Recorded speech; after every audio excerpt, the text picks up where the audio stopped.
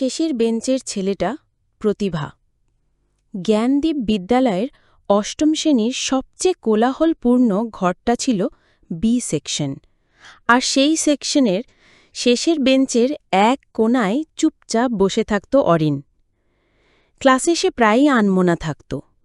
অঙ্কের স্যার যখন জটিল ফর্মুলা বোঝাতেন, অরিন তখন খাতার পেছনে আঁকিবুকি কাটত। ইতিহাসের ক্লাসে যখন রাজারাজোড়াদের যুদ্ধের গল্প চলত, অরিনের মন তখন জানলার বাইরের পাখিটার সাথে উড়ে বেড়াত। শিক্ষকদের কাছে অরিন ছিল এক সমস্যা। পড়াশোনায় মন নেই, পরীক্ষায় নম্বর কম, হোমওয়ার্ক প্রায়ই করা থাকে না। সবাই ধরে নিয়েছিল ওকে দিয়ে কিছু হবে না।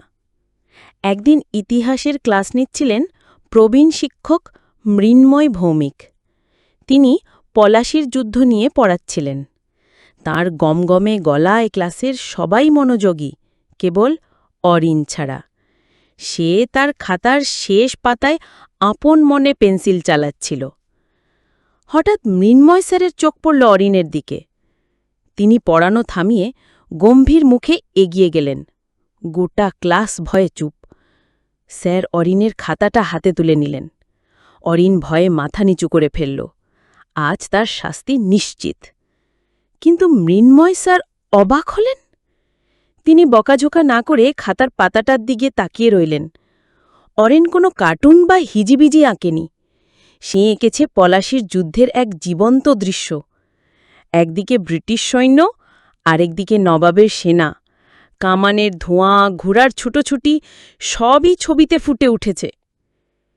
ছবিটা এতটাই নিখুঁত ছিল যে মনে হচ্ছিল যেন ইতিহাসের পাতা থেকে উঠে এসেছে।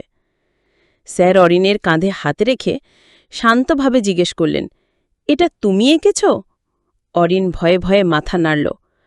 স্যার ক্লাসে সবাইয়ের দিকে তাকিয়ে বললেন, তোমরা সবাই মন দিয়ে আমার কথা শুনছিলে, আর অরিন শুধু শোনেইনি, ও পুরো ঘটনাটা নিজের চোখে দেখার চেষ্টা করছিল। ওর শেখার পদ্ধতিটা আমাদের থেকে আলাদা। এরপর তিনি অরিনের আঁকা ছবিটা ক্লাসের সবাইকে দেখালেন। সবাই অবাক হয়ে গেল। যে ছেলেটাকে তারা ফাঁকিবাজ ভাবত, তার মধ্যে এত প্রতিভা লুকিয়ে আছে। সেই দিনটা অরিনের জীবন বদলে দিল। মৃন্ময় স্যার তাকে শাস্তি না দিয়ে একটা নতুন দায়িত্ব দিলেন। তিনি বললেন, অরিন, এখন থেকে আমি ইতিহাসে যা পড়াবো, তুমি তার একটা ছবি এঁকে আমাদের সবাইকে বোঝাতে সাহায্য করবে। এরপর থেকে ইতিহাসের ক্লাসটা যেন জাদুর মতো হয়ে গেল। মৃন্ময় স্যার যখন সম্রাট অশোকের কথা বলতেন, অরিন বোর্ডে চক দিয়ে তার সাম্রাজ্যের মানচিত্র এঁকে দিত। যখন তিনি মুঘল স্থাপত্যের কথা বলতেন, অরিন তাজমহলের ছবি এঁকে দেখাত। কঠিন আর একঘেয়ে ইতিহাস বিষয়টা এই ছবি আর গল্পের মাধ্যমে ক্লাসের সবার কাছে সহজ আর আকর্ষণীয় হয়ে উঠল। অরিনের আত্মবিশ্বাস ফিরে এলো। সে বুঝতে পারল, পড়াশোনা মানে শুধু বই মুখস্থ করা নয়, নিজের দক্ষতাকে ব্যবহার করেও অনেক কিছু শেখা যায়। শুধু ইতিহাস নয়, বিজ্ঞানের ছবি আঁকা থেকে শুরু করে বাংলার গল্পের চরিত্র ফুটিয়ে তোলা, সব কিছুতে সে তার প্রতিভাকে কাজে লাগাতে শুরু করল।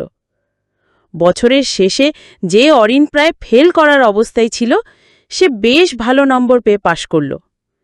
কিন্তু সবচেয়ে বড় পরিবর্তনটা এসেছিল মৃন্ময় স্যারের ভাবনায়। তিনি বুঝতে পেরেছিলেন, প্রত্যেক ছাত্রের শেখার ক্ষমতা এবং ধরন আলাদা। শিক্ষক হিসেবে পার কাজ শুধু পাঠ্য বই পড়ানো নয়, ছাত্রের ভেতরের আসল প্রতিভাটাকে খুঁজে বের করে সঠিক পথে চালনা করা। শিক্ষা, প্রতিটি শিশুর মধ্যেই কোনো না কোনো বিশেষ প্রতিভা লুকিয়ে থাকে। শিক্ষা ব্যবস্থার লক্ষ্য শুধু জ্ঞান দেওয়া নয়, সেই প্রতিভাকে চিনে নিয়ে তাকে বিকশিত হওয়ার সুযোগ করে দেওয়া। একজন আদর্শ শিক্ষক ছাত্রকে শুধু শাসন করেন না, তার বন্ধু ও পথ প্রদর্শক হয়ে ওঠেন। শেষের বেঞ্চের ছেলেটা প্রতিভা। জ্ঞানদীপ বিদ্যালয়